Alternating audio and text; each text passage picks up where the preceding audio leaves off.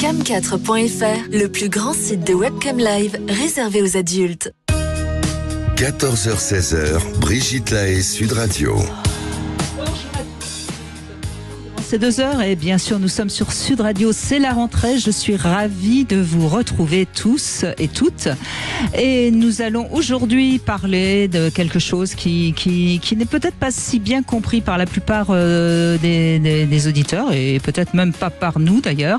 On va parler du wokisme, c'est un courant qui nous vient des pays anglo-saxons et donc on va profiter de la présence de Philippe Breneau qui est également anthropologue, c'est-à-dire qu'il étudie les différentes cultures dans des sociétés qui sont bien différentes de la nôtre.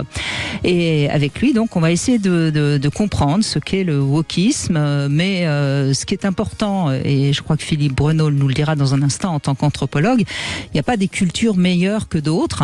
Il y a des cultures différentes suivant les endroits du monde. Et puis, je vous propose qu'on examine aussi ensemble où on en est de cette fameuse libération sexuelle qui était annoncée après les mai 68, mais qui n'est peut-être pas si avancée qu'on pourrait l'imaginer. Et puis, moi j'ai quand même l'impression qu'il y a beaucoup de choses qui pourraient progresser dans la sexualité des Français. Pour vous entendre tous et toutes depuis 23 ans, eh ben oui, c'est vrai, j'attaque ma 24e année de radio. Je vois bien que les Français sont pas si heureux que ça dans leur sexualité, et donc il y a peut-être encore beaucoup de choses à faire, et on va y travailler tous ensemble. Voilà, mais d'abord, on va présenter notre invité qui passe ces 2 heures avec nous, Philippe Breneau. Bonjour. Bonjour Brigitte. Merci d'être avec nous. Alors vous avez de nombreuses casquettes. Vous êtes psychiatre d'abord peut-être, sexothérapeute et également anthropologue. Et c'est intéressant pour parler du sujet d'aujourd'hui, le wokisme, parce que c'est un sujet très nouveau dans les sociétés depuis la nuit des temps. Voilà, parce que quand vous disiez, ça dépend comment ça peut être entendu dans différentes cultures. Mais en fait, le wokisme, d'abord, c'est un terme anglo-saxon. Ça vient tout simplement du verbe wake up. Wake up, c'est réveille-toi. Éveiller, ouais. Et éveiller, se réveiller. Et puis en fait, c'est réveille-toi. T'as pas l'air de te rendre compte que, c'est-à-dire qu'on va remettre. Il faut que tu te réveilles pour. Alors on va le voir essentiellement pour déconstruire, pour annuler les injustices qu'on est en train de vivre. Alors c'est un mouvement qui est très récent, mais je dirais qu'il y a deux mouvements qui viennent ensemble.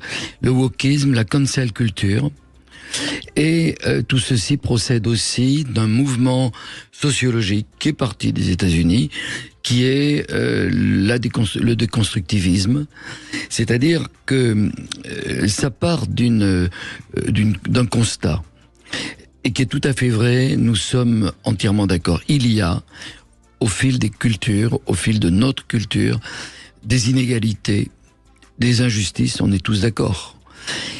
Alors là, il y a un problème qui est rarement évoqué comme ça, dans la suite du raisonnement. Il y a un postulat qui est donné par cette sociologie qu'on a dit déconstructive. Tout ceci est construit par la société. Et là, c'est pas tout à fait vrai, on va le voir lorsqu'on va parler notamment, par exemple, de sexualité entre sexe et genre. Il y a des choses du côté de la culture, de l'apprentissage, il y a des choses du côté de la biologie et de la construction préétablie. Et tout simplement, pour terminer là-dessus, l'idée étant que si tout est construit socialement, il suffit de déconstruire pour le reconstruire de façon égalitaire. Alors, comme il y a un postulat au milieu, c'est pour ça que ça fonctionne pas tout à fait et qu'il y a des gens qui sont d'accord et d'autres qui le sont pas. Donc on va essayer d'en débattre. Alors, ce qui est quand même, moi j'ai un petit peu essayé de regarder un petit peu où on en était. Il y a finalement très peu de gens qui sont vraiment à 100% dans ce wokisme. Par exemple, en Grande-Bretagne, il y a 12% seulement des Britanniques qui se considèrent comme étant woke, ce qui est très peu. Je crois qu'en France, c'est encore moins ce qui est assez logique. Il y en a beaucoup qui connaissent pas le mot, même, presque. Déjà, il y en a beaucoup qui en tout cas ne comprennent pas ce courant, même si on peut regarder et si on fait un peu d'anglais, on comprend quand même. Et donc, je pense que c'est quand même important déjà de se dire que il y a quelque chose qui est faussé parce que les médias en parlent énormément par rapport aux aux gens qui s'y intéressent réellement. Et ça, c'est un peu normal aussi, parce que les médias sont souvent en avance sur leur temps. On va leur laisser cette argumentation-là. Mais ce qui est important aussi à comprendre, c'est que les premiers à avoir parlé du wokisme et à avoir développé le wokisme, ce sont évidemment des mouvements féministes, des mouvements LGBT, des mouvements racistes aussi aux États-Unis, puisqu'il y a aussi quelque chose de par rapport aux blancs et aux noirs où il faudra une égalité totale, etc., etc. Donc c'est pour ça que c'est compliqué parce que il ne faut pas non plus mélanger tout, c'est-à-dire que bien sûr que je suis pour l'égalité de tous, et puis je crois que j'ai suffisamment milité, notamment pour le droit des homosexuels, pour pas qu'on puisse imaginer quoi que ce soit. Mais c'est pas pour autant qu'il faut mettre à égalité tout. Il reste, en tout cas en matière de sexologie, me semble-t-il, ce qu'on appelle la norme, c'est-à-dire ce que pratique le plus grand nombre. Oui. Et alors c'est vrai que complètement d'accord, Brigitte. Il faut voir qu'il y a une transition qui s'est faite. On commence à parler du wokisme. Quand on lit dans des textes, ce serait à partir de 2010, et même pas 2000. Donc c'est quelque chose qui est très récent. Mais si on regarde un petit peu plus en arrière, et on va voir notamment avec la woke culture, qui est d'annuler ce qui s'est fait auparavant. D'accord lorsque c'est des exactions et qu'on n'est pas d'accord sur ces grandes inégalités. Mais essentiellement, le wokisme, ça va être essayer de rétablir une justice sociale au niveau des groupes minoritaires. Mais si on regarde bien, tout ce que nous avons fait, qu'on soit psychologue, biologiste, journaliste, ainsi de suite, dans les années 80-90 de la libération sexuelle, ça a été au contraire justement d'enlever l'ostracisme qui existait sur les minorités. Alors ce terme-là n'est plus acceptable, parce que minorité c'était dévalorisant, et vous l'entendrez plus. C'est-à-dire que les minorités, quand on en parlait, les minorités sexuelles, c'était l'homosexualité, on parlait pas de transsexualité, ou très peu dans les années même 90, mais c'était en définitive ce qui n'était pas majoritaire.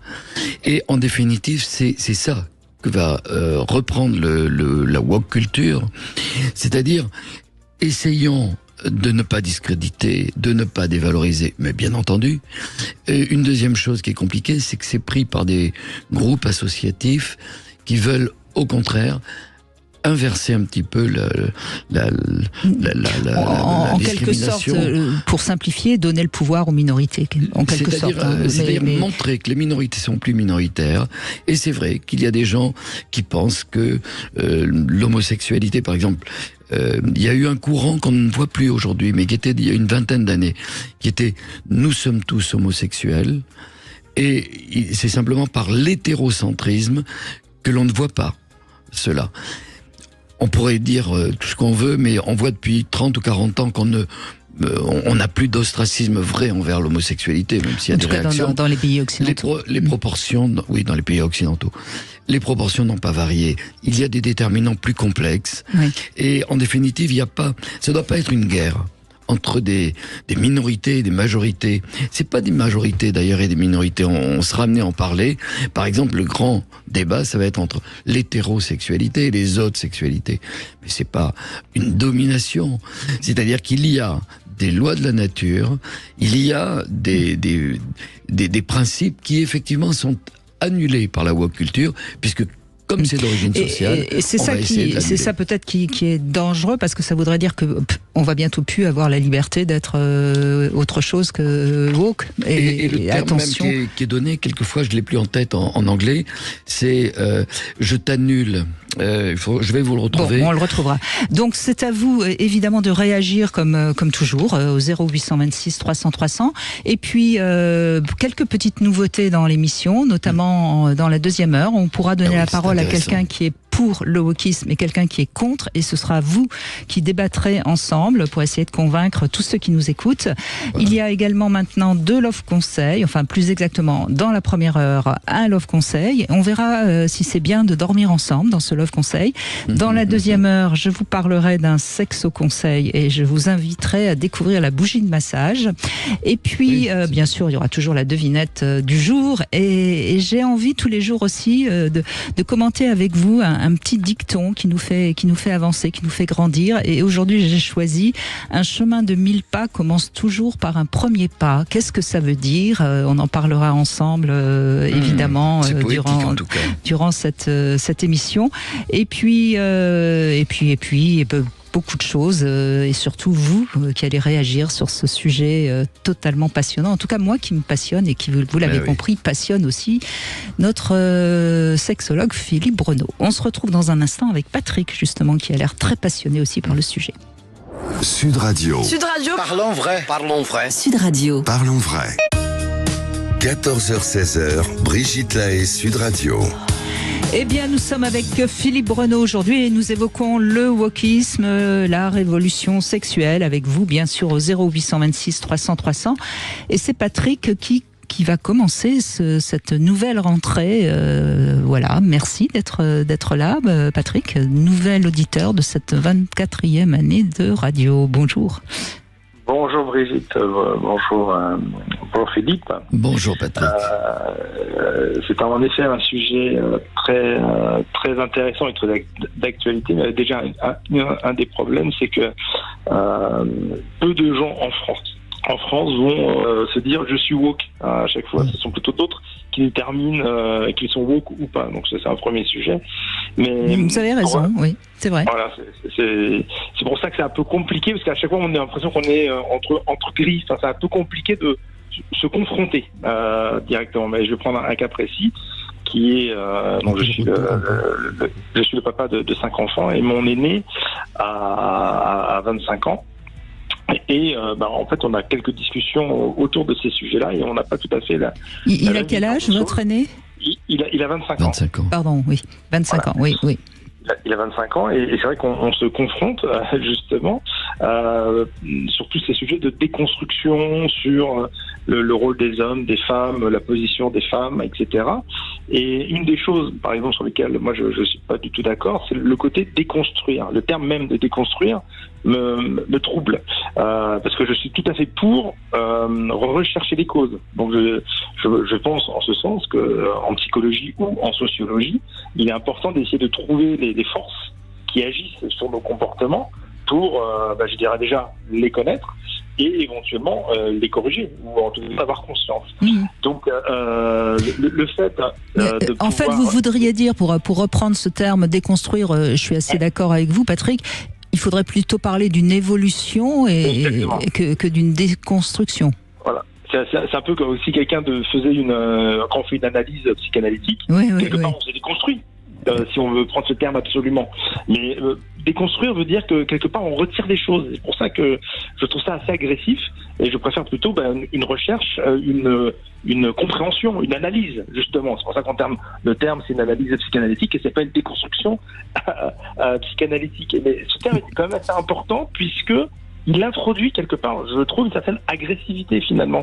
Totalement. Quand le terme déconstruire, on va dire à celui qui se sent pas tout à fait prêt à être construit, tu n'es pas assez évolué. Il va falloir que tu rechanges tout ce que tu es, parce que franchement, il y a un boulot à faire depuis le début. Là, on va tout te démonter pour te remonter.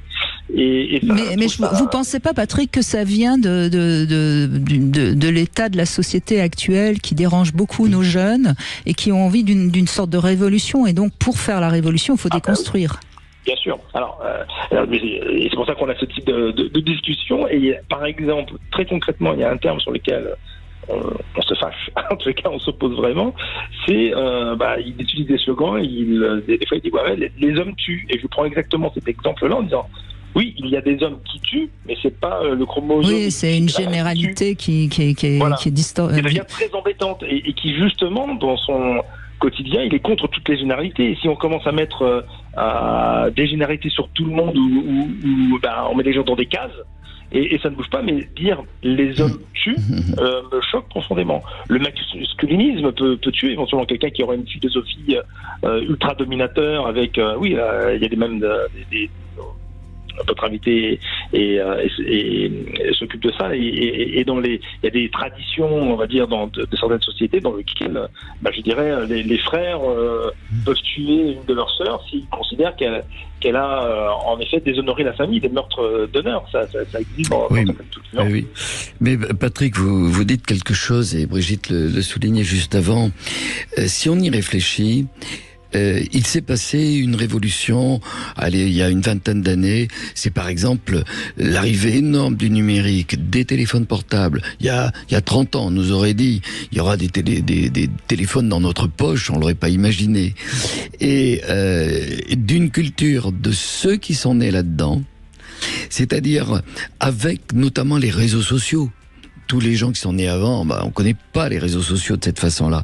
Ça me fait penser, regardez, dans les années à la charnière du 19 et du 20e siècle, par exemple, mais c'est arrivé plein d'autres fois, ce qu'on appelait la bataille des anciens et des modernes. C'est-à-dire qu'une rupture de génération. C'est une vraie bataille des anciens et des modernes, avec un phénomène majeur, je trouve, actuellement. C'est que, dans le même temps, l'espérance de vie a beaucoup augmenté, et notamment la génération des boomers est toujours, regardez le nombre de gens qui ont toujours une position dans la société, des compétences. C'était pas le cas auparavant, à un âge important. On interviewe quelqu'un de 85, de 90, de 95 ans. Ça n'a jamais existé. Ce qui fait qu'ils ont l'impression peut-être de ne pas exister. Et derrière cette culture, ce qu'on a évoqué tout à l'heure, cette défense des minorités, alors sexuelles si on en parle, vont amener à un réflexe qui est ce que on évoquait aussi tout à l'heure, la cancel culture. C'est la culture de l'annulation. I cancel you, c'est je vous annule. C'est-à-dire qu'on annule tout ce qui s'est passé avant. C'est-à-dire quoi? L'hétérocentrisme binaire. Et les plus jeunes se disent à ce moment-là, nous sommes non-binaires. Oui, pourquoi pas? C'est-à-dire qu'on réfléchisse à tout un tas d'alternatives. C'est pris de façon extrême par des mouvements associatifs, mais je crois qu'il y a cette bataille des anciens et des modernes, et puis vous le dites bien, ça va être un affrontement avec votre fils, ça sera dans toutes les familles pareil. Il y a eu 2 ou 3 romans d'ailleurs qui ont été écrits là-dessus, sur cet affrontement des générations. Il faut arriver à le faire, à s'en sortir en étant élégant, parce qu'il n'y en a pas un qui a raison. C'est les extrêmes qui ont tort. Je pense tout simplement, Patrick, c'est que si votre fils est dans le désir de faire bouger la société et qu'il est ouvert à ce désir-là, il n'y a pas de problème. S'il est dans une croyance que de toute façon ce sera forcément meilleur, à ce moment-là, je crois qu'il faut même pas discuter, il faut le laisser. Dès qu'on est dans la croyance, sûr, c'est difficile de discuter avec lui. Même si on n'est pas d'accord, il faut discuter. Et mon rôle d'ailleurs, je considère, dans toute relation, c'est toujours de m'affirmer. Et lui aussi, quelque part, il a été éduqué là-dedans. C'est-à-dire qu'il ne va pas, pour me faire plaisir, commencer à changer de discours et on se confronte. Mais en n'étant pas d'accord sur les moyens. Et finalement, pour moi, j'ai 54 ans, quand on prend un peu de recul, c'est vrai que c'est assez récurrent ce type de changement, mais je ne sais pas si vous vous souvenez du film Devine qui vient dîner ce soir avec Sidney Poitier. Oui. Où c'était un couple mixte américain, jeune, qui arrivait dans une famille plutôt démocrate, plutôt ouverte au changement, et on s'apercevait que confronté à une réalité beaucoup plus concrète, d'un seul coup, d'un couple mixte, qui se pensait être un couple dans une famille ouverte, progressiste, vous voyez un décalage en disant, j'ai le réflexe quand même de dire, ma fille blanche épouser un homme noir, même s'il est médecin, quelque part, c'est... Ça me dérange. Ça dérangeait dans le film, parce que c'est pas moi que ça dérange.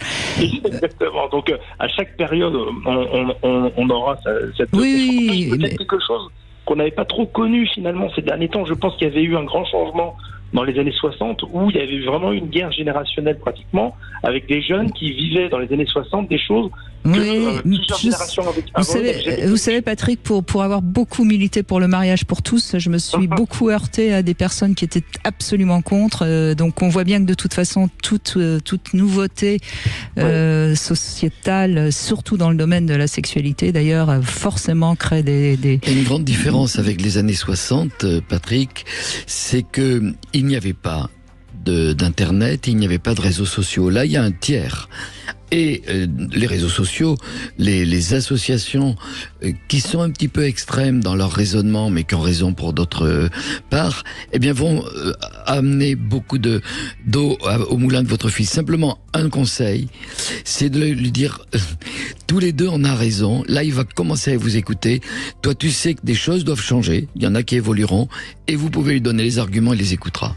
Merci Patrick. En tout cas, on démarre fort grâce à vous, et on continue bien sûr dans un instant avec un Love Conseil. Peut-on dormir tout le temps ensemble? On se retrouve tout de suite. 14h-16h, Brigitte Lahaie, Sud Radio. Brigitte Lahaie, Sud Radio. Le Love Conseil. Eh bien, c'est avec Philippe Breneau que nous allons évoquer ce Love Conseil. Faut-il forcément dormir ensemble? Alors, il y a vraiment la majorité des gens sont plutôt pour, parce que dès qu'on ne dort plus ensemble, ça peut prouver qu'on ne s'aime plus, ça peut prouver que... Et puis, surtout, on va moins faire l'amour. Donc, il y a vraiment cette idée que dormir ensemble, c'est parce qu'on est encore un couple uni. Si on dort plus ensemble, c'est que ça va plus. Et je trouve qu'il faut un petit peu aussi déconstruire cette idée, me semble-t-il. On est d'accord sur la déconstruction de certaines choses. N'est-ce pas? Il faut d'abord se poser la question, est-ce qu'on est bien sur la même longueur d'onde, tous les deux, de dormir ou de ne pas dormir ensemble? Alors je sais bien sûr qu'il y a le problème des contingences matérielles. Si on est dans un tout petit studio de 20 mètres carrés, on n'a pas le choix. Hein. Mais bon, il y a quand même des obstacles au dodo collé, notamment si l'un des deux ronfle, ou si l'autre, par exemple, a vraiment des insomnies, s'il y en a un qui aime bien se coucher très tôt et l'autre très tard, s'il y en a un qui a toujours trop chaud et l'autre trop froid. Et surtout, on n'a jamais vraiment les mêmes besoins de sommeil. Donc pourquoi faudrait-il obligatoirement s'endormir au même moment et se réveiller au même moment? Et puis je parlerai même pas du côté du lit. Il y a des gens qui préfèrent dormir d'un côté et d'autres de l'autre. Voilà, donc je crois quand même que le sommeil, on le sait aujourd'hui, ça fait partie des éléments essentiels de notre santé. C'est-à-dire que bien dormir, c'est être en bonne santé. Enfin, ça fait partie d'un des paramètres de la bonne santé. Donc peut-être que ça vaut le coup de réfléchir et peut-être de se séparer juste pour dormir. Et curieusement, des enquêtes ont été prouvées que ça fait du bien à la libido parce qu'on se retrouve comme des amants, et on n'est pas énervé par le mari qui ronfle, par exemple. Mais alors il faut quand même être tranquille lorsque on va dormir séparés. Il faut avoir une certaine maturité, même je dirais érotique, psychologique, érotique, une certaine autonomie. Moi j'ai vu souvent des choses comme ça proposées. La plupart du temps, j'ai vu que c'était proposé par des femmes. En majorité. Pas au début de la relation. Hein. Non, parce qu'au début de la relation, elles sont très collées. Hein. Puis la plupart des gens, au début de la relation, ne se posent pas. Par la suite, il y a l'idée du ronflement. Il est majoritairement masculin. Pour tout un tas de raisons, c'est connu. La deuxième chose, c'est que lorsqu'il est proposé, c'est exactement comme les domiciles séparés. Lorsqu'il y a une alternative possible, j'ai souvent vu proposé par des femmes et refusé ou très difficilement accepté par des hommes qui ont l'impression que c'est une ouverture vers tu pars vers une autre histoire, alors que ces femmes demandent une chambre à soi. C'est Virginia Woolf, la chambre à soi, merveilleusement bien décrit. Bien sûr. Oui. C'est-à-dire avoir un espace à soi. Et c'est très vrai que dans beaucoup de couples qui d'ailleurs sont trop étouffés l'un par l'autre, il faut déjà avoir la chance de ne pas habiter peut-être à Paris parce qu'il y a peu d'espace, mais avoir la possibilité de dormir séparés si ça arrange tout le monde. J'ai l'exemple d'un couple que je connais bien, que j'ai suivi pendant longtemps. chez qui l'homme est un passionné de cinéma et il s'est même fait construire, il a fait une mini salle de cinéma, il a acheté des fauteuils d'une salle de cinéma, ça se trouve, et donc tous les soirs il peut se regarder un film alors qu'elle dort beaucoup plus tôt. Eh bien ils ont un équilibre que je ne connais pas beaucoup de couples, mais je pense qu'on respecte les désirs de chacun. Voilà, donc c'est à peut-être à communiquer ensemble. Vous pouvez également dormir dans des lits séparés. Ça existe aussi. Ça permet aussi ça peut-être dans la chambre. Ça peut aussi permettre de séparer un petit peu les deux endroits où on dort. Bon. Maintenant, il ne faut pas que ce soit une excuse pour éviter l'intimité et la proximité de faire chambre à part. Je crois que c'est ça toute la. Vous avez raison. C'est comme ça le problème. Parfois, c'est une manière un petit peu d'éloigner l'autre, et ça, c'est pas. Parce qu'il faut savoir que la chambre commune, le lit commun, est quelque chose d'assez récent.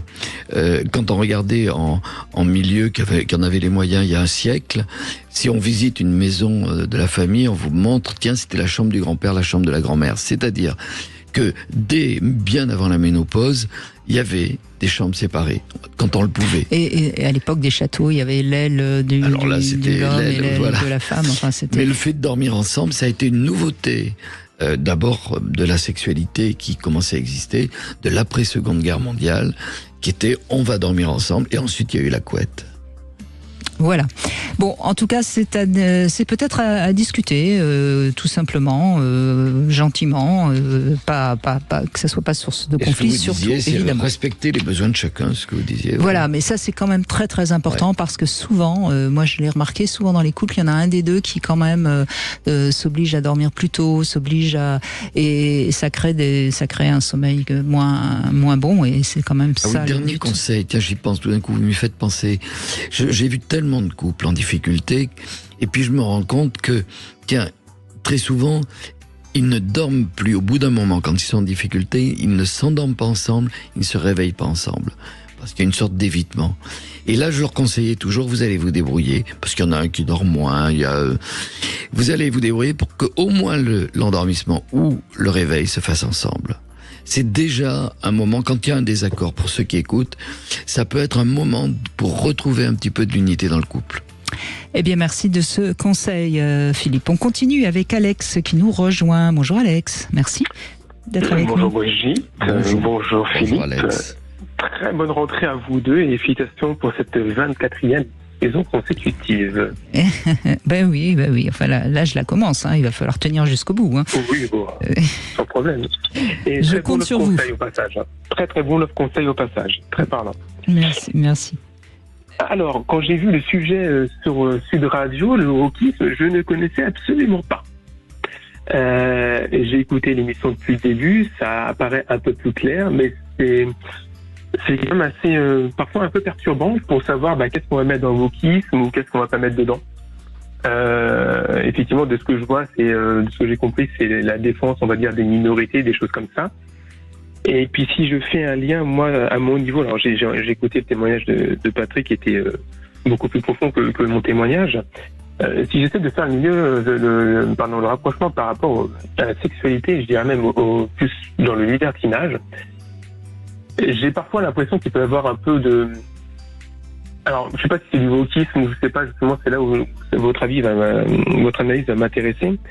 J'ai l'impression qu'il y a quand même des séparations dans le libertinage aussi, où c'est vrai que dans des soirées libertines, on va voir, il n'y a pas forcément beaucoup de blacks dans des soirées libertines, mais par contre, il y a des soirées qui sont spécialement dédiées aux blacks, par exemple, dans des soirées.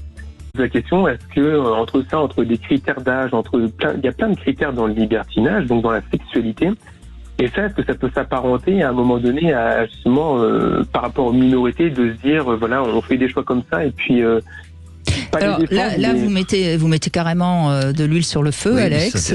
Mais je trouve ça très intéressant. Et comme je n'ai peur de rien, je vais parler de mon expérience au Cap d'Agde, puisque j'ai été, je crois, 3 ou 4 ans de suite faire l'émission en direct du Cap d'Agde. Donc j'y suis restée à chaque fois 3 jours. Et il est vrai que dans le village libertin, puisque là on est vraiment je parle vraiment du village libertin. Donc ce sont pratiquement que des libertins qui habitent habitent là, qui se promènent là le soir dans des tenues extravagantes, etc., etc. Il y a en effet très peu de blacks et je dirais même aussi très peu de musulmans. Oui, donc on voit bien encore une fois que pour l'instant le libertinage est plutôt une pratique très répandue chez les, allez, je vais oser le dire, chez les blancs hétérosexuels, et puis voilà. Et est-ce que pour autant il faut déconstruire ça? C'est la question que je vous pose, Philippe Bruneau. Oui, mais ça pose effectivement le problème de ces cancel culture, parce que d'une certaine façon, c'est ça qui est remis en cause. C'est-à-dire une culture, j'allais dire colonialiste, de blancs cisgenres, c'est-à-dire hétérosexuels, qui n'accepte qu'une binarité, c'est-à-dire qu'il n'y aurait que des mâles et des femelles, et effectivement une ségrégation culturelle et transculturelle, par exemple, notamment des populations, elles ne sont pas minoritaires, mais des populations donc ce serait, noires, par exemple. Ce serait le libertinage, le dernier village gaulois Non, mais non, parce qu'il y a du libertinage black, il y a tout ce qu'on veut, mais peut-être qu'il y a de l'entre-soi dans le péril de cette façon-là. Il y a peut-être un entre-soi, on le voit avec tout un tas de problèmes par rapport à l'immigration et des gens qui veulent absolument rester dans ce qui était une culture d'autrefois, et peut-être que ce libertinage entre blancs cisgenres est une culture d'autrefois. Peut-être. Oui. On ne sait pas vers quoi on va. Parce que c'est vrai que les codes actuels du libertinage évoluent un tout petit peu, mais ça reste encore très compliqué de voir deux hommes qui vont s'embrasser dans un club libertin. On verra des femmes s'embrasser, oui, mais deux hommes qui s'embrassent. Je ne sais pas ce que vous en pensez, Alex, mais c'est très rare. Tout à fait. On voit pas ça, ou alors il va y avoir des soirées qui sont vraiment dédiées aux personnes full bi, c'est-à-dire aussi bien hommes que femmes, justement, pour faire tomber tous les tabous. Donc ça bouge quand même.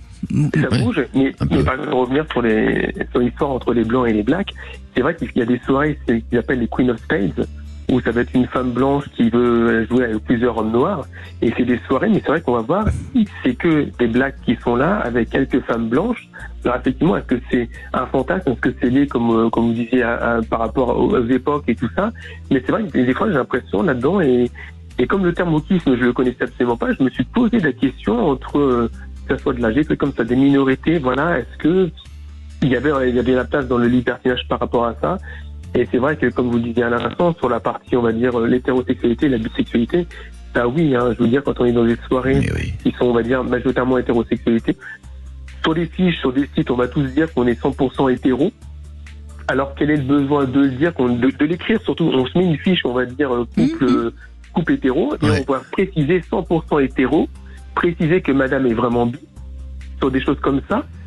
Comme s'il fallait renforcer quelque chose, et là où effectivement le but ça serait de pouvoir aller dans des soirées où justement tout le monde est au même pied d'égalité, chacun il peut faire ce qu'il veut sans qu'il y ait de gêne nulle part. Eh oui, c'est peut-être ça, vous avez raison, c'est ça le wokisme, parce que les rencontres libertines blanches hétéros, ça fait une sorte de mouvement réactionnaire aujourd'hui, alors que ça l'est pas, puisque ça se poursuit plutôt.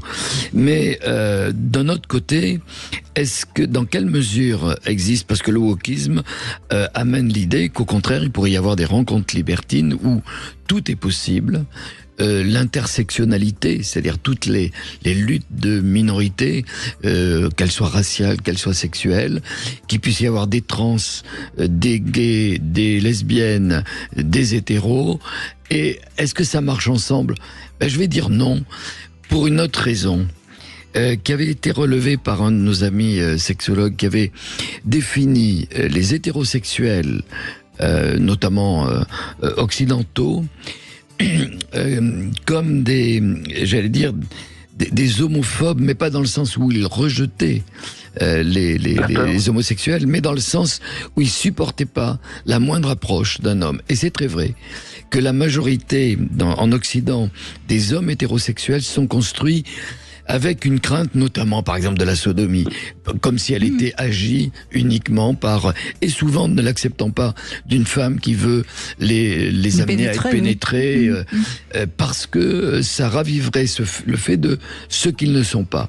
Comme si l'hétérosexualité, c'était surtout pas l'homosexualité. Notre culture a été construite souvent comme ça.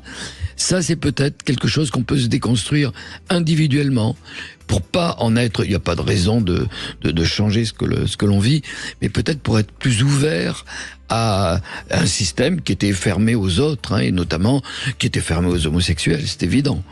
Pendant des siècles, c'était, et pour beaucoup, c'est encore inacceptable. Pardon. Oui, allez-y, Guy, Alex. Donc, au final, ce que vous dites à l'instant, Philippe, c'est exactement ça. On a peur de ce qu'on ne connaît pas. Parce que c'est pas parce qu'on va être dans une soirée avec des trans, qu'on va être dans une soirée avec des gays, tout ça, que forcément quelqu'un va nous sauter dessus, nous mettre la main dessus. Alors que finalement, quand on est dans une soirée hétéro, les hommes vont pas sauter sur les femmes et les femmes vont pas sauter sur les hommes directement. Ça devrait être pareil, on va dire, en termes de sexualité. C'est-à-dire que chacun est là, fait ce qu'il veut, sans avoir cette peur et cette crainte de dire si je discute avec un gay, forcément il va me toucher, il va faire quelque chose. Et effectivement, on se retrouve dans un truc comme ça, mais dans la sexualité, et c'est pas évident. Merci Alex, parce que votre témoignage nous ouvre encore plus sur ce sujet délicat, et merci parce que vous avez en effet parlé de quelque chose que vous connaissez bien et dans lequel, en effet, pour l'instant, le wokisme est certainement. Je pose la question, si quelqu'un se sent woke et également libertin, qu'il témoigne et puis qu'il nous explique, et puis on avancera, on continuera à avancer. Merci Alex. On fait une petite pause et c'est une femme, je crois maintenant, qui va nous donner son avis. À tout de suite. Vous voulez parler à Brigitte Lahaie, 0826 300 300. Cam4.fr, le plus grand site de webcam live réservé aux adultes. 14h-16h, Brigitte Lahaie, Sud Radio. Eh bien, est-ce que le wokisme va faire avancer la révolution sexuelle? C'est un peu notre débat aujourd'hui, notre sujet du jour, et je vous invite évidemment à donner votre avis, et ravi d'écouter maintenant une femme. Bonjour Marlène. Bonjour Brigitte, bonjour Philippe. Et bonjour Marlène, oui, c'est ça, merci. Philippe Bruno qui est avec nous, oui. Oui, parce que j'ai hésité avec Bruno, voilà, c'est ça.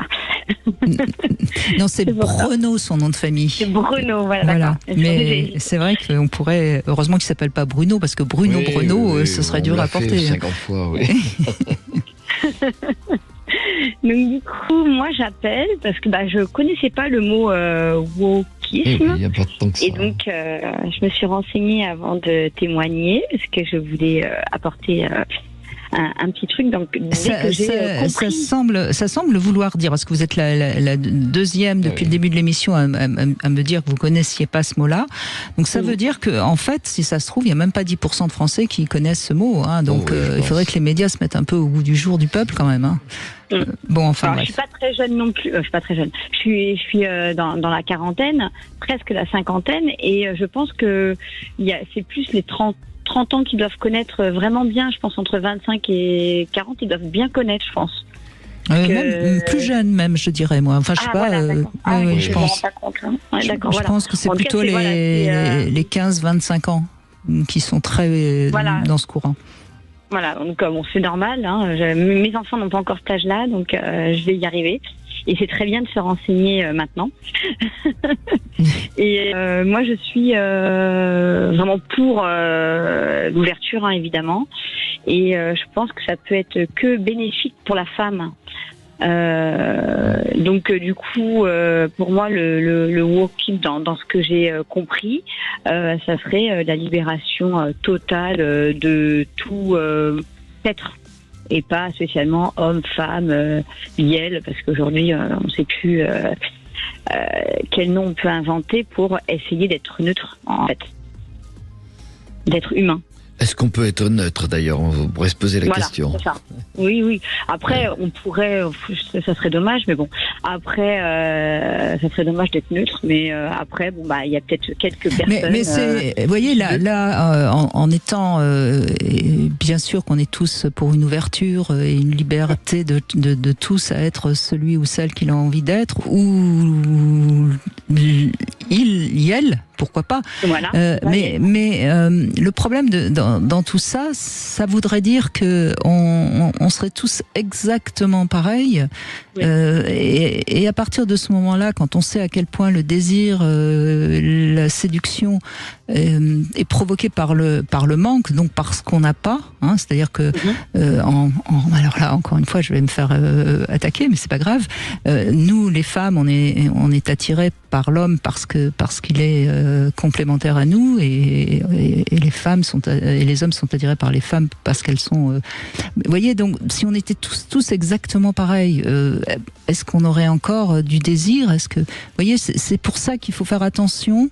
Entre, bien sûr qu'il faut une égalité pour tous, il n'y a pas de raison de dire que c'est mieux d'être cisgenre ou homo ou trans ou je ne sais quoi d'autre, c'est mieux d'être blanc ou noir ou gris, mais n'essayons pas non plus vous voyez, de mettre tout gris.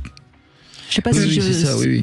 C'est-à-dire que vous avez oublié de le dire, mais c'est exactement ça. On est attiré, dans l'hétérosexualité, on est attiré par les contraires, par quelque chose qui manque, et puis on peut être attiré par le même dans l'homosexualité, mais en tout cas, tout à l'heure, vous aviez évoqué neutre, non.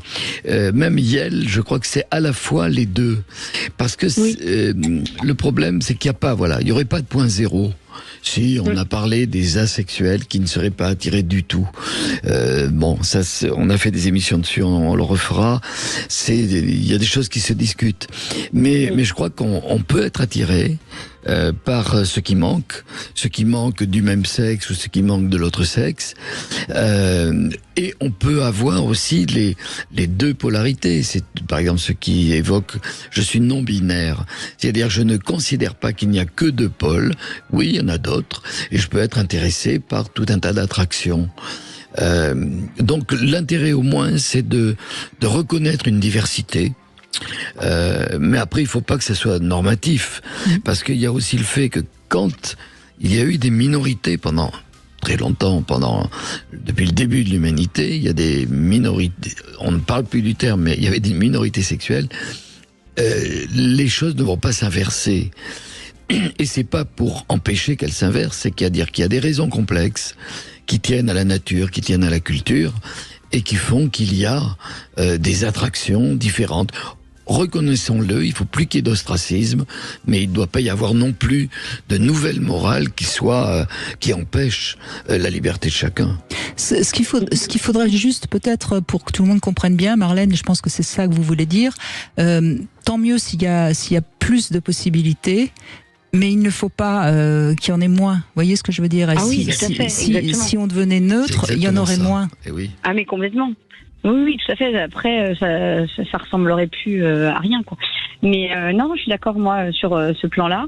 Et je suis aussi, j'ai aussi un avis, l'ouverture aussi aux personnes handicapées, parce que là, on est en plein JO paralympique, et on les oublie beaucoup dans tout ce qui est wokisme, parce qu'en fait, du coup, eux, ils font partie d'une minorité apparente en plus qu'on va mettre de côté. Parce que ça représente pas le cliché. Donc je trouve ça dommage, et du coup on peut pas les rencontrer. Ouais, C'est-à-dire, moi toute ma jeune adolescence, tout ça, je sais pas pourquoi. Alors peut-être parce que je suis née dans une famille où il y avait une tata qui était handicapée de naissance, et du coup on vivait avec elle, on s'en est occupé. Mes parents ma mère s'est occupée de sa sœur jusqu'à la fin de sa vie, etc. Et elle a vécu avec nous à la mort des parents. Et du coup peut-être que intérieurement j'ai été blessée qu'elle ait pas pu faire sa vie. Et du coup, j'ai voulu peut-être rencontrer des gens qui étaient handicapés. Oui. Mais je l'ai jamais fait, ça s'est jamais tombé. Alors c'est tombé une fois, c'était un jeune par rapport à moi, où j'ai eu quand même un sentiment de pitié quelque part, parce que à un moment donné, il y a eu des échanges un petit peu tumultueux, et j'ai laissé faire les choses, et ça a été jusqu'à une relation sexuelle, mais je sais qu'il n'y avait pas de sentiment d'un côté comme de l'autre, parce qu'on avait une différence d'âge qui était assez importante, et je me suis dit, de toute façon, si ça doit aller jusque-là, ça ira jusque-là. Moi, ça peut que être bénéfique pour lui. Et moi, je vais pas mourir, entre parenthèses. C'est pas quelque chose qui va me faire changer quoi que ce soit. Et c'est pas contagieux. Et c'était pas un viol non plus, parce que bon, c'est vrai que c'est évident. On sait plus dans quelle catégorie on se trouve dans ces cas-là. Oui, vous avez complètement raison. C'est compliqué, en fait, c'est hyper. On sait pas si on est mal à l'aise ou si on fait quelque chose. Mais vous avez raison, c'est la différence qui dérange. Et en ce qui concerne l'handicap, il y a encore beaucoup de choses à faire évoluer. Merci beaucoup, Marlène. Merci beaucoup. On continue évidemment après les infos 0826 300 300. N'hésitez pas également à réagir. Et puis je vous propose la devinette du jour, Philippe Breneau. Pourquoi après 10 ans de mariage, on peut comparer une épouse à un aspirateur de mauvaise qualité? Vous pourrez nous donner la réponse après les infos. Je n'ai encore pas la trouvé. Sud Radio. Parlons vrai. Parlons vrai. Sud Radio. Parlons vrai. Sud Radio. Parlons vrai. 14h-16h, Brigitte Lahaie, Sud Radio. Philippe Breneau est avec nous. Vous êtes psychiatre, anthropologue, sexologue, auteur également de nombreux ouvrages que j'invite vraiment à découvrir si vous avez envie de mieux comprendre ce qu'est la sexualité, qu'est-ce qui est inné, qu'est-ce qui est acquis. Lisez Philippe Breneau. Je ne sais même pas quel livre Pourquoi conseiller. c'est si compliqué l'amour? C'est peut-être ça qui se rapproche plus du thème d'aujourd'hui. Oui. Pourquoi c'est si compliqué l'amour? C'est vrai, je confirme, c'est très compliqué l'amour, c'est très très compliqué. On va continuer à évoquer la révolution sexuelle, le wokisme avec vous, bien sûr, au 0826 300 300. Si vous avez envie de débattre avec l'un ou l'autre d'entre vous, est-ce que c'est bien le wokisme ou est-ce que c'est pas bien? Vous pouvez également nous appeler au 0826 300 300. Vous le savez, dorénavant, il y aura toujours cette possibilité. Vous êtes pour, vous êtes contre, et vous vous exprimez sur Sud Radio. D'abord, la réponse à ma devinette. Pourquoi 10 ans après le mariage, on peut comparer une épouse à un aspirateur de mauvaise qualité? Mais j'ai la solution pour une fois, Brigitte. Oui. Voilà. C'est parce qu'au bout de 10 ans, la fellation n'a plus la même intensité. C'est pire que ça, parce que l'un comme l'autre, au bout de 10 ans, font beaucoup de bruit, mais ne sucent plus beaucoup. Elle est plus drôle, ma réponse. Ouais. Mais vous étiez sur la bonne piste, en effet. Vous étiez sur la bonne piste, évidemment. Et puis, on va un petit peu décoder le dicton du jour que vous avez retrouvé sur mes réseaux sociaux. Un chemin de 1000 pas commence toujours par un premier pas. Et j'ai eu envie, dans cette rentrée, justement, de parler de ça, parce que la rentrée, c'est souvent un moment où on prend des bonnes résolutions. Et puis, on a pris la bonne résolution d'arriver au bout des 1000 pas. Et du coup, on fera jamais le premier pas. Quand vous avez envie de faire quelque chose, il faut le commencer. Et le commencer, c'est un premier pas. Et c'est vraiment important par exemple, si vous avez envie que votre couple s'entende un petit peu mieux, eh bien, moi, comme premier pas, je vous conseille tous les jours de faire un petit compliment à votre cher et tendre. C'est pas grand-chose, un tout petit compliment chaque jour. C'est le premier pas dans la séduction, et faire renaître le couple passe toujours par la séduction. Voilà, donc c'est vraiment important de pas essayer d'atteindre son objectif tout de suite. Non, il faut toujours commencer tout petit. Parce que c'est pas facile de changer des habitudes, c'est pas facile de progresser, c'est pas facile d'aller mieux. Et si on veut trop vite aller mieux ou faire progresser, on n'y arrive jamais. Donc un petit pas, simplement. Et on continue avec Katia qui nous a rejoint. Bonjour Katia. Bonjour Brigitte et bonjour Philippe. Et bonjour Katia. Alors moi je vais vous donner ma vision, c'est ma vision donc pour moi le wokisme c'est un petit peu l'enfant, le bébé du capitalisme et de l'individualisme. Je m'explique. Je crois que c'est un mouvement qui est surtout issu de l'Occident. les pays Oui, occidentaux, absolument. surtout très jeunes. Uniquement, je crois même. Hein. Enfin, Oui, tout à fait. Et pour moi, c'est un petit peu des jeunes qui se cherchent des causes. Et puis des causes, en fin de compte, qu'ils n'ont pas vraiment vécues. Je m'explique, on va parler donc du wokisme, je crois que ça, c'est un petit peu la définition, c'est défendre des minorités qui ont subi effectivement de l'exclusion, une forme de domination, quelle qu'elle soit. Je crois qu'à la base c'était plutôt racial, ça s'est transformé après au niveau un petit peu plus sexuel sur l'identité sexuelle. C'est les deux. Mais en général, ceux qui défendent et qui un petit peu qui développent cette idéologie ou ce mouvement, sont pas vraiment concernés. On va trouver plutôt des gens, d'après ce que je vois, d'après ce que je comprends, d'après ce que j'écoute. Et donc j'ai l'impression que c'est des jeunes effectivement qui se cherchent, je sais pas, une morale, quelque chose, des repères. On pourrait dire pour que c'est juste pour voir si j'ai bien compris votre pensée. On pourrait dire que ça correspond. C'est comme quand il y a eu le mouvement hippie, par exemple, dans les années au début des années 70. Oui, différemment, parce que là, je crois que c'est vraiment du business. Pour moi, c'est du business. D'accord. Parce que pour moi, oui, je pense en tout cas, il semblerait malheureusement que ce qui concerne le transgenre, il y a beaucoup d'argent derrière, par exemple.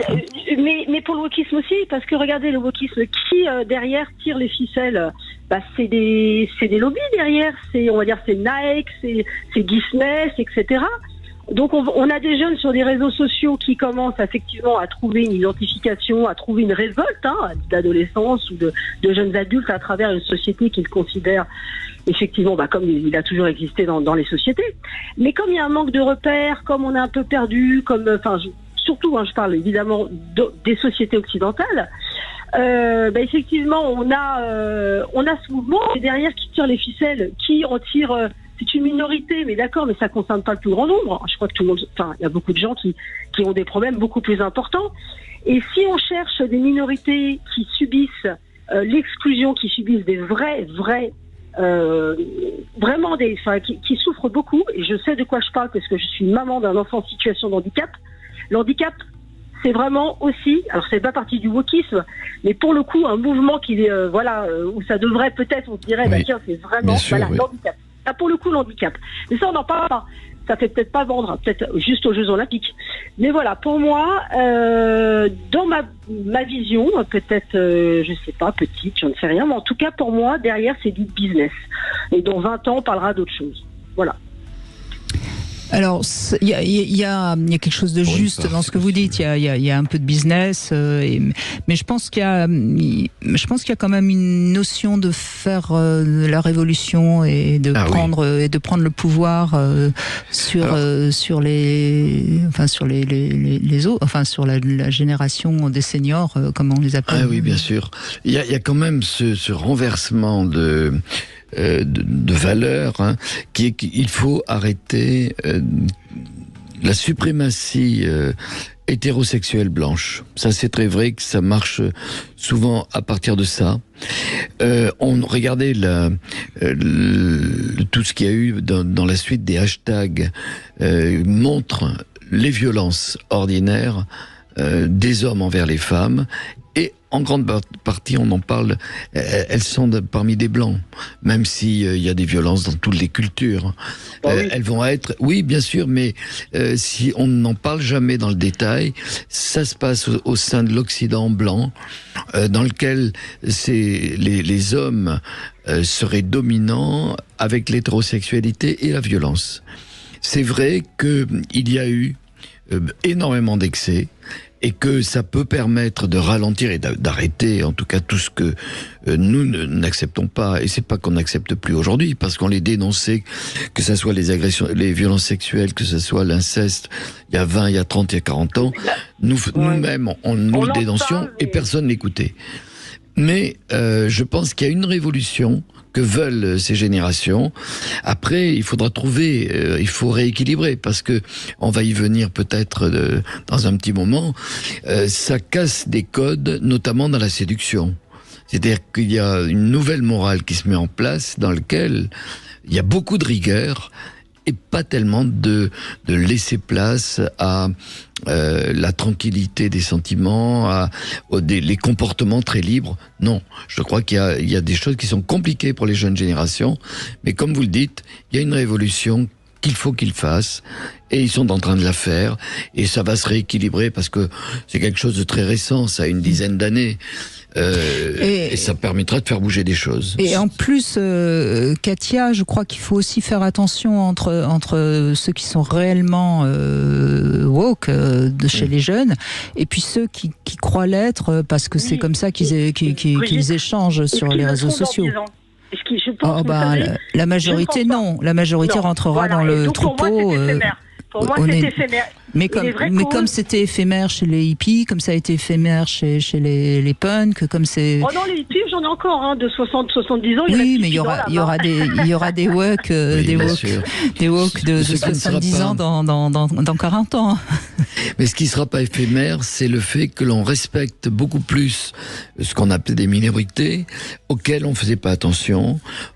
Regardez le mariage gay, le Pax, tout un tas de choses ont permis aux homosexuels d'avoir plus de tranquillité. C'est loin d'être fini. Je suis d'accord, mais est-ce que c'est une cause... Je vous rejoins dans ce que vous dites, mais pour moi, on noie le poisson. Il y a une des causes d'ailleurs qui est souvent abordée dans l'émission de Brigitte. Je crois que la cause la plus importante, ce sont des minorités qui ne peuvent pas s'exprimer. C'est par exemple la maltraitance, là on rentre, mais qui sont sur les enfants par exemple. Vous voyez ? Alors c'est une cause, oui, parce qu'ils sont quelque part, ils sont brimés, ils sont pas respectés en tant qu'enfants, etc. Mais ça, par exemple, pour moi, c'est quelque chose qui devrait être prioritaire. Ça me semble plus essentiel, bien sûr, que le wokisme. Voilà. On est bien d'accord. Et voilà, mais c'est pas porteur. Ce n'est pas porteur parce que c'est pas un enfant de 5 ans qui va acheter une paire de Nike. Vous voyez ce que je veux dire ? Bien sûr.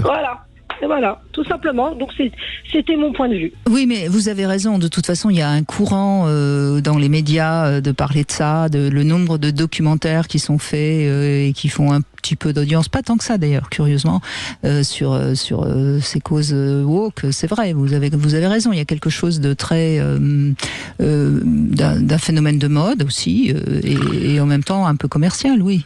Oui, et puis c'est quand même aussi au niveau des idées, c'est des luttes d'influence, notamment on le voit au niveau universitaire, c'est des luttes d'influence entre des disciplines, c'est-à-dire par exemple cette déconstruction sociale veut annuler tout ce qui serait préorganisé, notamment la biologie par exemple, et il n'y a pas à opposer biologie et construction sociale, les deux sont vrais et nécessaires à 100%.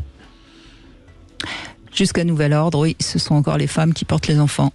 Bah oui. Bon, peut-être que dans 20 ans, on déconstruira ça aussi. Mais c'est pas dévalorisant. Je crois qu'il faudrait au contraire que toutes nos différences, d'ailleurs ce que l'on dit lorsqu'on aide des gens en difficulté, c'est d'accepter les différences.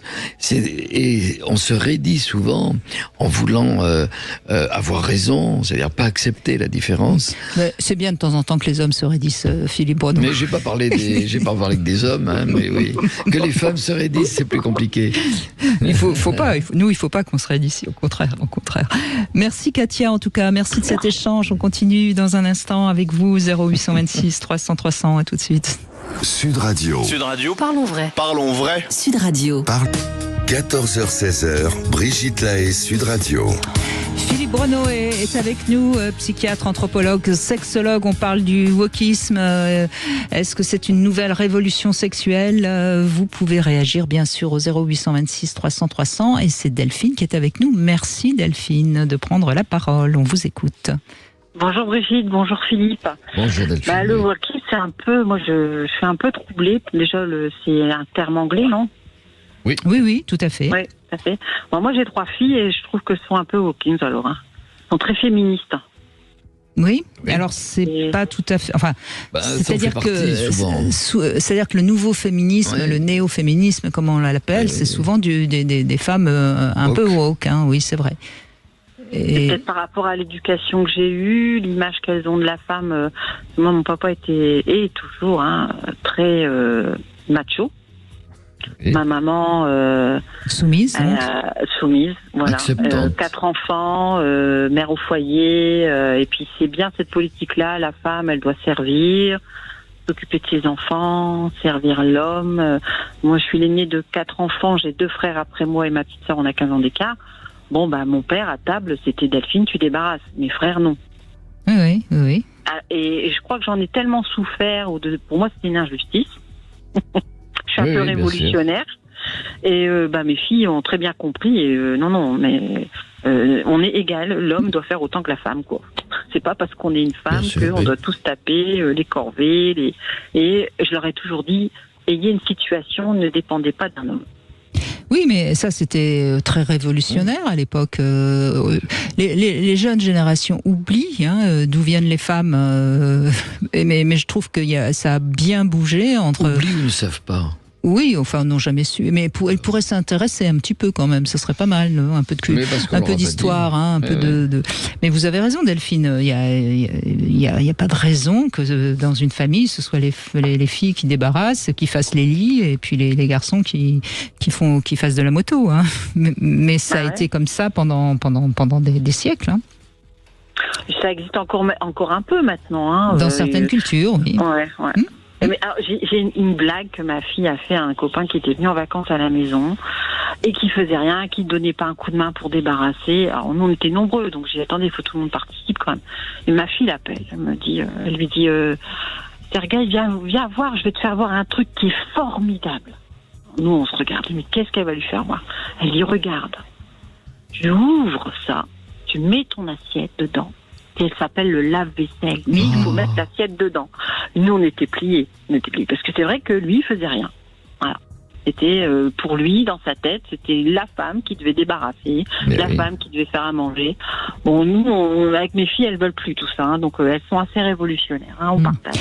Alors, je voudrais quand même préciser, parce que c'est pas que la faute des hommes, c'est la mère aussi qui élève son fils ou sa fille parfois différemment. Hein. Mettons la balle au centre. Hein.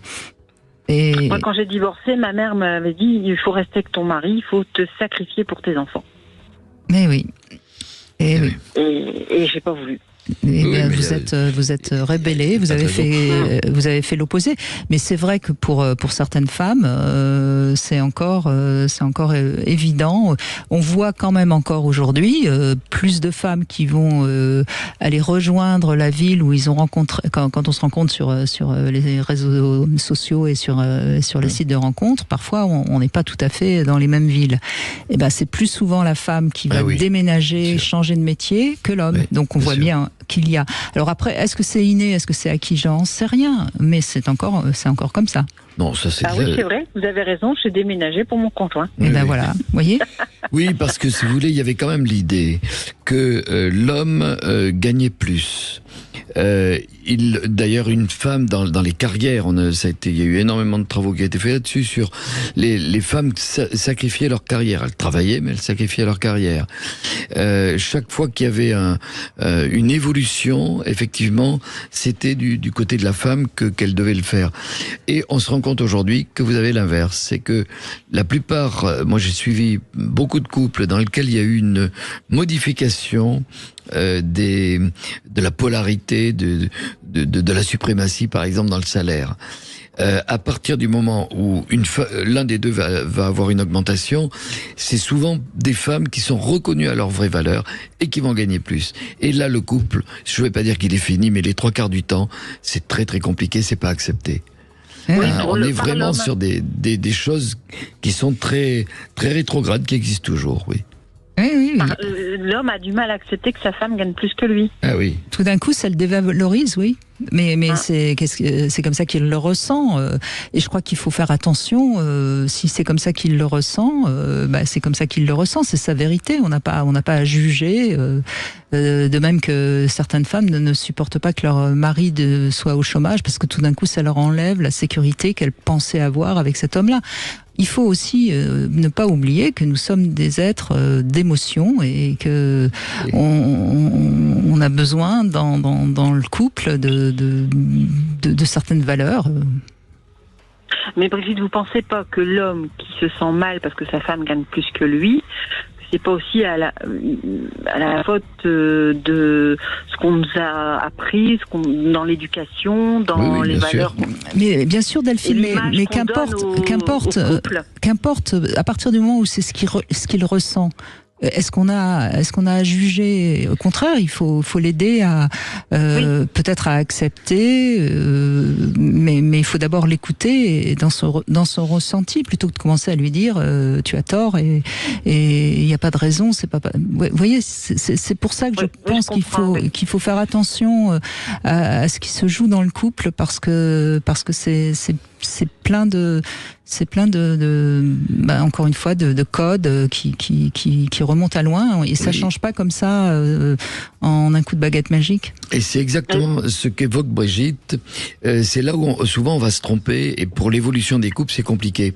C'est-à-dire que oui, nous désirons, et on est tous d'accord, que il n'y ait pas de cette espèce d'asymétrie qui était toujours avec une supériorité masculine, parce que les hommes sont plus grands. C'est très rare les couples où vous avez l'inverse. C'est une des choses les moins acceptées. Les hommes étaient plus âgés. Ça existe un petit peu dans l'autre sens. Le modèle présidentiel avec un homme plus jeune que sa femme a permis de comprendre que c'était possible. L'homme était plus riche, gagnait plus, mais nous avons une période de transition dans laquelle on est obligé de changer. Alors qu'on arrive à cela dans 10, 20 ans, et tant mieux que ça soit bien accepté des deux côtés. Pour l'instant, ce qu'évoquait Brigitte, c'est que il faut faire avec ce qu'on a. C'est-à-dire que ces hommes ont été construits avec des différences qu'ils ont du mal à accepter. Et dans les couples, il faut pas les casser complètement, sinon on casse le couple. Mais on va essayer d'amener les deux à quelque chose d'acceptable, de tolérant. C'est pas facile. Merci. Il faut passer par la communication. Bah oui. Et puis par ce qu'on fait tous les jours ensemble, Delphine, grâce à vous, grâce à mes invités. Et grâce à une émission qui dure quand même depuis 24 ans et qui a changé les gens, Brigitte. Je fais des micro-trottoirs dans la rue, je demande, est-ce que Brigitte vous a changé? Mais bien sûr, c'est vrai. Je n'ai pas cette prétention. Non, mais moi, on le sait, des émissions, et il n'y en a pas beaucoup, comme il y a cette émission-là, ça permet aux gens de réfléchir, de penser différemment, et la société bouge comme ça progressivement. Merci en tout cas, merci Delphine, merci Philippe Breneau. Dans un instant, je vais vous parler d'un jouet que j'aime beaucoup, la bougie de massage. Et puis on va ouvrir le débat pour ou contre le wokisme dans un instant. Elles seront, je crois que c'est 2 femmes, elles seront toutes les 2 à l'antenne et on les écoutera. Oui, intéressant. 14h-16h, Brigitte Lahaie, Sud Radio. Cam4.fr, le plus grand site de webcam live réservé aux adultes. Brigitte Lahaie, Sud Radio. Le sexe au conseil. Alors, en sexe au conseil, aujourd'hui, je vais vous parler de la bougie de massage, que forcément vous connaissez, Philippe Breneau, mais qui pour moi est franchement un très très joli artifice pour les couples. Quand on l'utilise bien, c'est génial. Ouais, moi j'aime bien beaucoup, sûr, franchement. Alors, c'est vrai que s'éclairer à la bougie, ça semble totalement dépassé. Je dirais même que mettre une bougie normale dans la chambre pour des ébats, c'est pas forcément ce qu'il y a de bien. En revanche, la bougie de massage, elle a plein d'avantages. Alors c'est vrai qu'il y a d'abord cette lueur de la flamme qui danse sur les corps, mais c'est vraiment bien parce que il y a une texture particulière dans la bougie de massage, ce qui fait qu'on peut mettre la cire sur le corps de son ou de sa partenaire, et ça peut devenir un outil un outil de massage.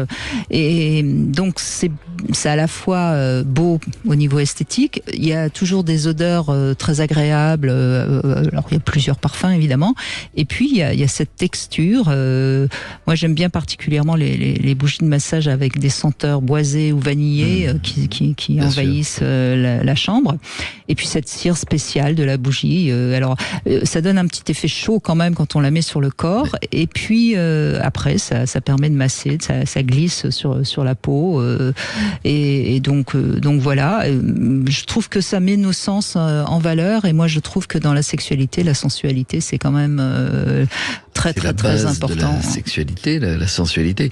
Avec le fait pour cette bougie de massage, je trouve qu'il y a quelque chose d'assez intéressant dans le fait que, vous savez, le désir est pas loin de la peur. Et très souvent, on va d'abord avoir peur de se brûler. Parce que même si on le sait, qu'elle ne brûle pas, c'est une bougie, et je le dis à des auditeurs ou auditrices qui ne le savent pas, on se dit, mais on va pas toucher eh bien, si. Et au début, quand on met la cire sur la peau, ça fait quand même un effet chaud. Voilà, mais vous avez raison. On a peur même de commencer à la prendre. On sait que ça ne brûle pas. Et là, ça donne une sensation étonnante.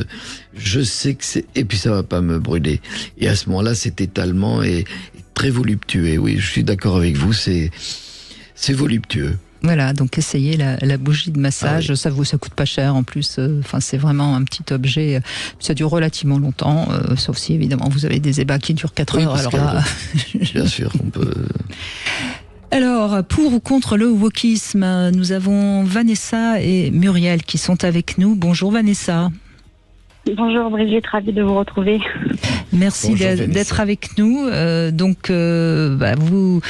Vous êtes plutôt pour le wokisme. Vous trouvez que c'est une avancée. Et nous avons Muriel également qui est avec nous. Bonjour Muriel. Oui, bonjour Brigitte. Bonjour Muriel. Bruno. Oui. Et vous êtes plutôt contre, vous trouvez que ça va trop loin. Donc je vous laisse toutes les deux... Je ne suis pas aussi tranchée. Je suis plutôt pour le contre, mais pas tranchée quand même. Non, voilà. Mais on n'est jamais dans cette émission. Voilà, on n'est jamais dans les extrêmes, évidemment. C'est ça. Eh bien, Trancher, ça fait peur. Ah, oui, ça... Oui, c'est vrai. Eh bien, je vous en prie, allez-y toutes les deux. Je vous laisse un peu la parole. On réagira bien sûr aussi, Philippe et moi, mais on vous laisse un peu la parole. Allez-y. Qui est-ce qui veut commencer? La parole, allez-y. Bon. Vanessa, allez-y, commencez, défendez-vous. Ah oui, bon, d'accord, je vais me défendre. Alors, effectivement, moi j'ai vécu dans une famille où c'était plutôt, ma mère a toujours travaillé avec mon père, par exemple, mais on va dire que toutes les tâches ménagères à la maison, c'est plutôt ma mère qui s'en est occupée. Ma mère malade, mon père s'est pas trop bougé pour l'aider. Quand elle est bien amochée, la pauvre. Donc, moi, j'ai pas trop aimé ce style de vie. Donc, moi, je vis l'inverse. C'est-à-dire que moi, un homme, on a le droit de tout partager. Que ce soit dans la sensibilité, les choses les plus dures à faire. Vraiment, moi, je suis pour l'égalité des sexes. D'ailleurs, j'ai fait des métiers quasiment que d'hommes. Hormis le service, qui est vraiment très mixte, mais j'ai été maître chien. Actuellement, je suis ouvrière agricole. Et en même temps, le côté féminin, j'ai beaucoup d'hommes qui me disent « Ah oui, mais Vanessa, on t'aime bien, mais t'as vraiment un caractère un peu masculin quand même. » Donc voilà, c'est Et ça vous ennuie quand on vous dit ça? Vous avez l'impression d'être un peu rejeté dans votre identité? Pas du tout, parce que je l'assume pleinement. Parce que si vous étiez vraiment woke, je pense que ça vous dérangerait qu'on vous dise ça. Moi, je suis pour l'égalité homme-femme, donc mon côté masculin, je l'assume pleinement. Tout comme j'aime beaucoup les hommes qui assument leur part de féminité, leur sensibilité, tout ça. Je préfère même que les gros machos qui disent... Oui, mais je pense que si vous étiez 100% woke, vous ne supporteriez pas qu'on vous traite, qu'on vous reproche de ne pas être assez féminine. Muriel, vous êtes finalement, je pense que vous êtes assez sur la même longueur d'onde de ce que dit Vanessa, non ? Oui, le profil est plus ou moins identique. Je viens d'une famille judéo-chrétienne où j'ai fait le catéchisme. Ma mère aidait mon père très occupé aussi, et du coup mon père n'a pas trop, il l'aidait un petit peu aux tâches ménagères, mais d'une manière très occasionnelle. Et par contre, avec l'âge, à la retraite, il y a il y a eu un revirement. Mon père fait autant de tâches ménagères que ma mère, et du coup, il y a eu un changement de rôle un petit peu. Voilà. Et je me suis rendu compte, moi, que j'ai transmis un petit peu cette éducation à mes enfants. Et c'est vrai, votre auditrice de tout à l'heure, qui parlait que c'était les filles qui débarrassaient la table, et je me suis trouvée face à cette situation avec ma fille. Voilà. Et moi, j'ai répété, et aujourd'hui, j'ai mon fils qui a un emploi depuis peu, et en fait, je me dis qu'il faut qu'il participe, et du coup, j'instaure, parce qu'il reste à la maison, et je vais instaurer des règles pour justement qu'il rentre pas dans ce schéma-là. Oui, Voilà. qu'il fasse partie aussi des qu'il fasse aussi des tâches il ménagères. participe parce que là, il s'instaure dans la même lignée et du coup, je me dis mais tu vas donner. Enfin, il va rencontrer une fille et la pauvre, je pense qu'elle va pas être d'accord et du coup, je dis mais c'est entièrement de ma faute ce que vous disiez auparavant. C'est nous qui aussi donnons cette éducation-là et cette habitude. Alors attention, moi je ne dis pas que c'est de votre faute. On a le droit d'élever ses enfants comme on veut et ça serait ça pour moi aussi la vraie liberté. Je veux dire. Après, moi je n'aime pas moi j'ai pas d'enfants en plus donc je m'en fous, mais j'aime pas qu'on dise qu'il faut absolument élever les enfants d'une telle ou telle manière. Non, tout à fait. En tant que parent, on a le droit. Chaque enfant est différent aussi. Tout à fait. Ouais. Voilà. Alors moi, par rapport au wokisme, justement, votre premier auditeur parlait de déconstruire et de ne pas faire l'analyse. Je suis entièrement d'accord avec lui. J'ai l'impression qu'aujourd'hui, il faut rentrer dans des cases et que du coup, ce qui me fait peur, c'est que ça veut dire tout accepter aussi. Je pense qu'il y a des limites. Il faut instaurer des limites parce qu'aujourd'hui, ça va dans tous les sens. Et vous, Vanessa, vous pensez qu'il faut instaurer quand même des limites ou pas ?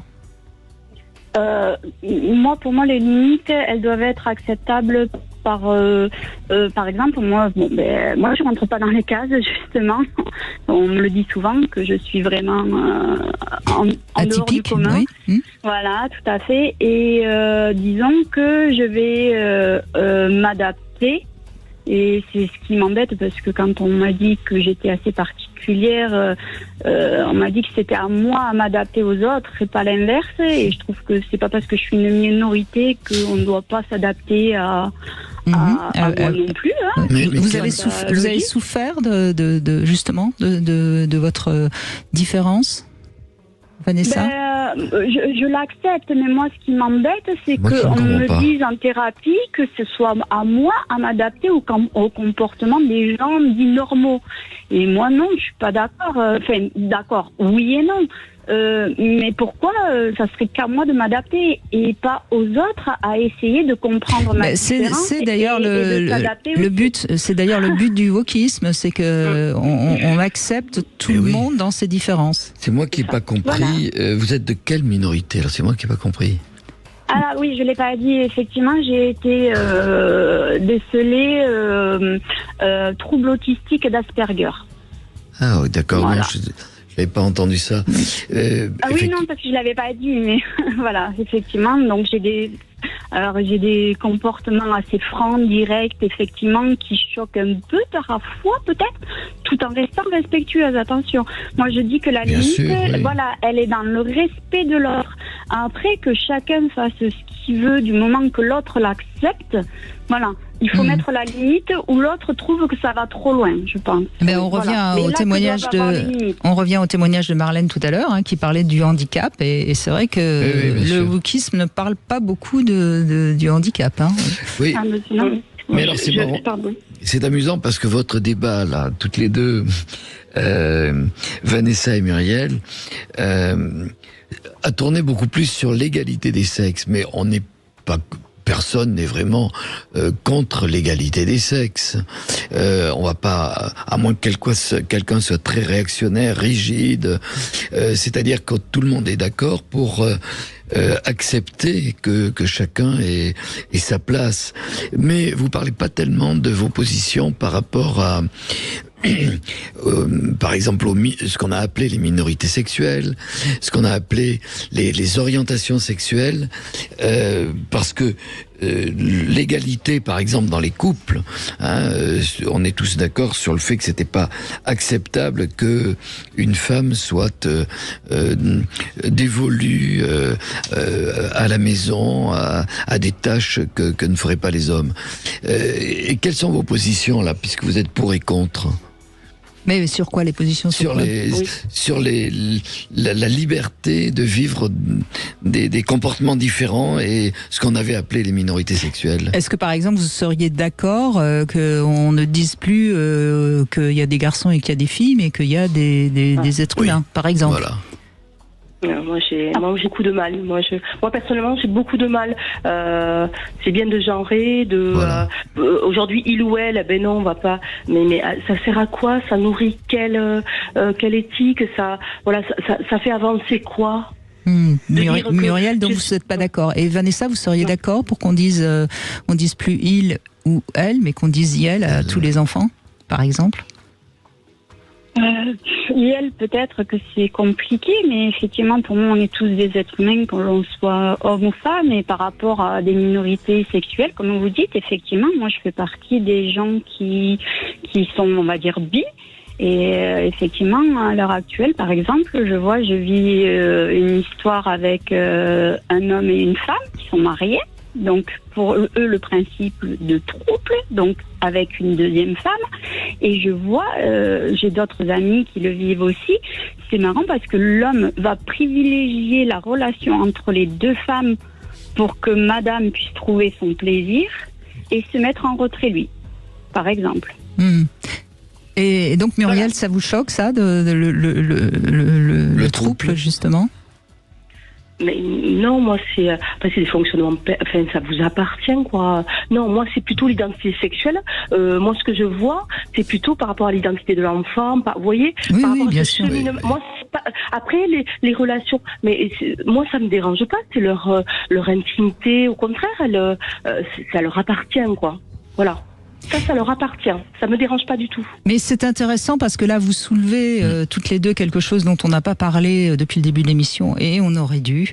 Au fond, peut-être le problème du wokisme actuel, c'est qu'on met ce qui est de l'ordre de l'intimité sur le devant de la scène.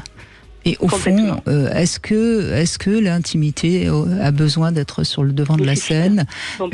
C'est la révolution que voudrait amener le wokisme par une sorte de révolution me semble ressembler un petit peu à ce qu'avait fait Robespierre à un moment donné, où il fallait être encore plus pur que pur, et tous ceux qui n'étaient pas plus purs que purs, on leur coupait la tête.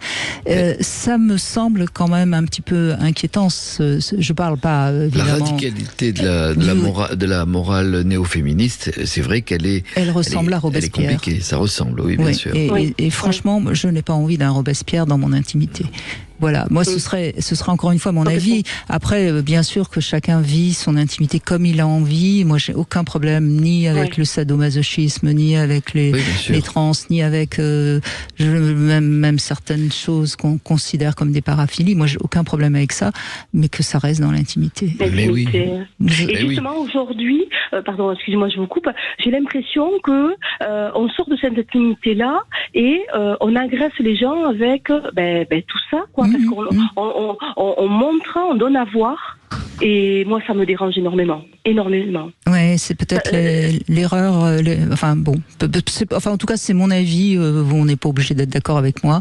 Merci en tout cas, Vanessa, Muriel. Vous faites avancer le débat aussi par très intéressant, toutes les deux. Le mot de la fin, Philippe Bourneau, qu'est-ce que vous diriez vous sur le wokisme? Sur le wokisme, d'abord, on regarde que on a eu des portes que nous n'imaginions pas ouvertes, peut-être aux limites d'ailleurs de cette notion de woke, par exemple avec le handicap, avec les discriminations raciales dans la sexualité. Il y en a sûrement, et on ne le sait pas.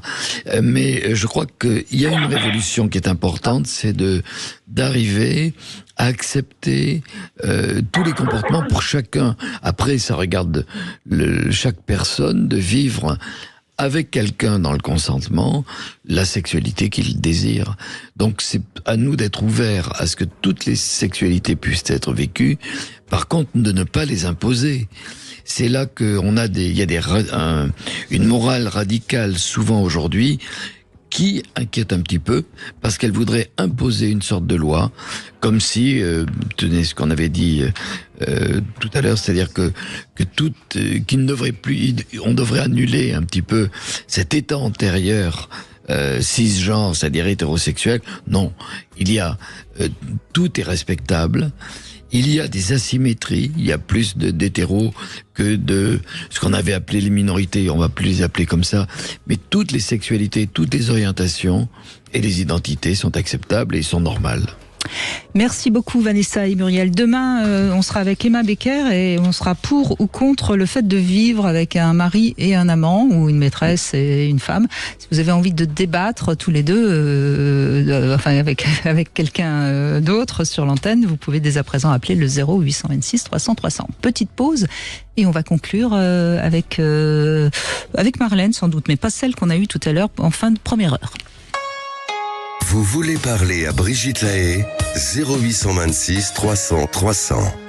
Cam4.fr, le plus grand site de webcam live réservé aux adultes. 14h-16h, Brigitte Lahaie, Sud Radio. Toujours en compagnie de Philippe Breneau, on l'a dit tout à l'heure, pourquoi c'est si compliqué l'amour, ça peut aider certains d'entre vous qui ont envie de comprendre une autre manière que le wokisme et pourquoi c'est toujours aussi compliqué l'amour malgré le fait qu'on parle quand même de plus en plus de sexualité et d'amour. Marlène, bonjour. Oui, bonjour Brigitte, bonjour Philippe. Bonjour Alors, Marlène. vous avez raison, en fait, moi je me suis toujours intéressée aux relations humaines. Bon. Et donc, pour faire court, il y a quelques mois, j'ai dans un salon de bien-être, parce que les gens en ce moment, ils cherchent à être bien, en fait, on cherche tous à être bien. Dans un salon, j'ai rencontré un monsieur qui était dans l'armée avant, et qui a fait sa transition, et qui est une dame qui n'est pas opérée, mais qui a fait sa transition, qui s'habille en femme, qui met des boucles d'oreilles, bref. Et mais bon, sur le coup, moi, avec mes espèces de principes ou de, je sais pas comment vous appelez ça, les fameuses certitudes. Non, mais vos repères, vos repères, tout simplement. Oui, mes repères, ma vision, voilà, un homme, une femme, machin, un truc. Et de connaître cette personne, de la rencontrer jour après jour, avec un groupe de personnes avec moi et tout. J'ai des amis, par exemple, qui ont 80 ans. Moi, j'ai passé 70 ans. Et ben, écoutez, elle est tellement intéressante, tellement de qualités humaines, que ça fait bouger nos lignes. Ça fait bouger notre... comment vous dire? Moi, ça m'a fait lâcher prise sur mes espèces de certitudes. Moi, vous savez, j'ai été loin. J'ai eu 42 ans de mariage, j'ai 6 enfants avec le même monsieur. Alors, je peux vous dire que le truc, l'homme, la femme, le couple, les enfants et tout ça, j'étais accrochée à ce genre de certitude, vous voyez. Et pourquoi pas? Et pourquoi pas? Elles sont pas. Enfin, je veux dire, moi, ça change pas. Moi, j'ai autant je vais le dire franchement, j'ai autant d'admiration pour une femme qui a préféré rester au foyer pour élever ses 6 enfants. C'est peut-être pas votre cas, mais enfin bon, j'ai beaucoup d'admiration parce que c'est aussi une vie formidable que pour la femme trans dont vous parlez, qui a un parcours aussi assez atypique, voilà. Vous voyez, il y a des gens bien partout, il y a des gens pas bien partout, et puis voilà. Oui, et on peut bouger dans sa vision, c'est mieux d'ailleurs parce que ceux qui bougent pas du tout. Mais oui, oui, mais je veux dire, voilà. Et donc voilà, et donc je me suis rapprochée après des groupes LGBT, tout ça. Moi, j'adore cette époque. Moi, vraiment. Mais oui. Vraiment pour la libération des gens qui veulent être eux-mêmes, quoi, tout simplement. Je sais pas, moi, d'être bien. Parce que c'est ça le but, en fait, d'être bien. Mais oui, et la chose qui est formidable dans l'histoire que vous racontez, c'est que justement, grâce à ce mouvement qui existe depuis longtemps, mais qui s'est réveillé là il y a 10-20 ans, l'acceptation des autres identités, des autres orientations, c'est-à-dire de chacun tel qu'il est, a permis à cette femme de vivre selon le genre qui est le sien, alors que pendant toute sa vie, je pense que c'était totalement impossible, c'était même inimaginable d'oser le faire. Et en plus, elle a fait sa transition, elle était encore à l'armée, hein, vous imaginez oui, bien sûr. Ce qu'elle a vécu. Hein, ouais. Donc voilà. Donc moi j'adore cette époque. Et bien sûr. Il faut aimer vivre, il faut avoir parce que on grandit avec nos enfants, on grandit avec les gens qu'on rencontre, on éveille, on s'élève, voilà, parce qu'on grandit. Oui. Et moi j'adore ce qui se passe. J'ai la chance de vivre dans une petite ville qui est très alternative, vous voyez, plein d'associations, plein de gens qui, voilà. Et il n'y a pas de, comment dire, on juge pas, ils sont ouverts. Vous avez dit le mot, on juge pas. Oui, il y a quelque chose Il y a quelque chose qu'il faut préciser pour les auditeurs, les auditrices, parce que cette histoire est formidable et heureusement c'est libérateur, parce que cette personne, avant sa transformation, osez le dire, a souffert. C'est évident, parce qu'auparavant, c'était pas possible, et vous le savez puisque vous avez échangé avec elle. Mais ce qu'il faut expliquer à tout le monde, c'est la période qui permet ça, mais ça ne veut pas dire qu'il y en ait énormément, parce que, et alors là c'est compliqué, parce que les associations vont pas être contentes, certaines de ce que je vais dire, c'est pas réduire à une minorité, mais je veux dire c'est des cas très rares, il faut qu'on ne puisse pas les empêcher. Mais la plupart des gens qui savent pas quoi en penser, c'est qu'ils ont très peur que tout le monde fasse des changements.